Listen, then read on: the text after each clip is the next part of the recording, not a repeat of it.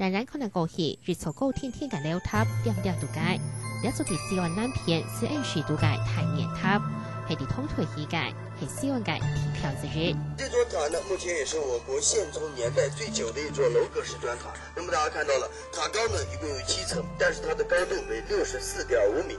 不要看它只有7層，但是它相當於我們現在住宅樓房的21層樓房這麼高。呢度太陽塔呢一片山呢係個小石群啊，其實就啲發現嚟到，一太陽塔其實係斜斜嘅喲。韓國呢見回啦見過啦，咁個單位還有體積單位10個年內嘅研究到後，就發現講呢認為呢一片山嘅體積係一流流點嘅下穿嘅一隻結構。韓國嘅研究年內使用體積超出地下水，就會造成呢一座塔呢一下係變做斜斜嘅情形。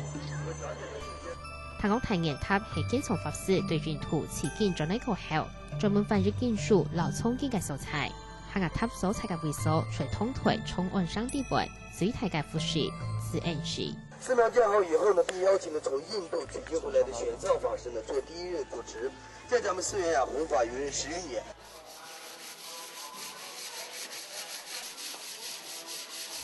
故鄉師傅摸下呢張寺廟，雖然長過100擺，是因樹到太陽塔。